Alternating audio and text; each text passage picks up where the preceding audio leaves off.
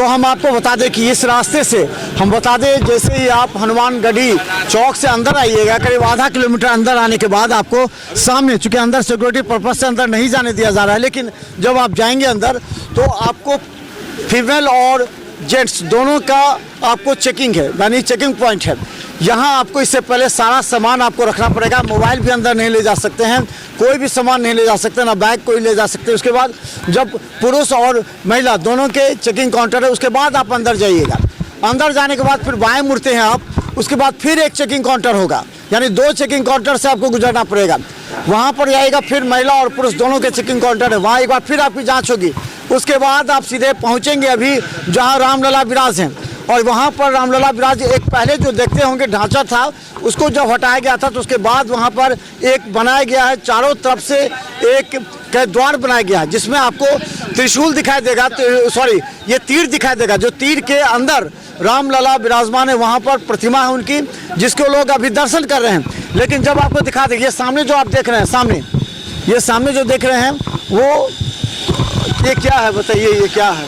ये अमावा राम मंदिर, राम रसोई। हाँ। यहाँ मतलब 12 घंटे में एक बार 11 बजे से लेके 11:30 बजे से लेके 3 बजे तक भंडारा, निःशुल्क भंडारा, सभी यात्रीगण यहाँ भोजन करते हैं निःशुल्क। अच्छा, यहाँ पे। और वो सामने राम मंदिर का निर्माण हो रहा है, ये देखिए सामने वो जो है राम मंदिर का निर्माण 22 जनवरी को। इसके अलावा यहाँ पर आपको बता दें कि ठहरने की व्यवस्था होगी। तो अब सवाल ये है कि अब जैसे ही यहाँ पर मंदिर निर्माण हो जाएगा 22 जनवरी तक, तो रामलला जहाँ विराजमान है वहाँ से उनकी प्रतिमा को लेकर के मंदिर के पास वहाँ मंदिर में स्थापित किया जाएगा। तो हम आपको लगातार दिखाएं, क्योंकि यहाँ के बाद आप रामलला का दर्शन करते हैं, इसके बाद आपको कहाँ पर जाना पड़ेगा? फिर हनुमानगढ़ी। कितना दूर है यहाँ से? 300 मीटर यहाँ से, यानी रामलला मंदिर दर्शन करने के बाद अगर अंदर जाएंगे तो 300 मीटर पर आपको जो मंदिर है, हनुमानगढ़ी मंदिर, वहाँ आपको दर्शन करने को मिलेंगे। हम आपको वो भी आपको दिखाएंगे। धन्यवाद।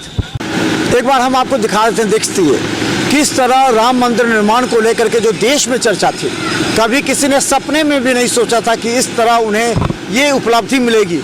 खासकर नरेंद्र मोदी और अमित शाह की जोड़ी के साथ योगी आदित्यनाथ ने जिस तरह उत्तर प्रदेश में इस तरह के कार्य किए हैं, और खासकर बनारस हो या फिर आपको राम मंदिर अयोध्या का हो, देखिए अभी युद्ध स्तर पर काम चल रहा है। यहाँ लोग बड़े आशा के साथ यहाँ आ रहे हैं, और ये है कि यहाँ का भव्य मंदिर दर्शन करने को मिलेगा। हालांकि अभी यहाँ पर काफ़ी समय लगेगा, यानी कि 20 दिन के बाद यहाँ जो लोग काम कर रहे हैं, गौर से दिखाइए इधर कितने लोग काम कर रहे हैं। कई लोग जो है अलग अलग राज्यों से आ रहे हैं। हम आपको अभी मिलाए थे जो बाहर के हैं, हिंदी भाषी नहीं हैं, फिर भी वो लोग आ रहे हैं यहाँ पर और आ करके यहाँ दर्शन कर रहे हैं। और जिस तरह निर्माण कार्य तीव्र गति से चल रहा है, युद्ध स्तर पर चल रहा है काम, प्रधानमंत्री नरेंद्र मोदी इसका एक बार फिर, क्योंकि कल आ रहे 30 अप्रैल को के बाद जब यहाँ पर राम मंदिर के बाद जो आएंगे तो लगेगा कि यहाँ का एक भव्य मंदिर उनके सामने है, देश के सामने वो देंगे।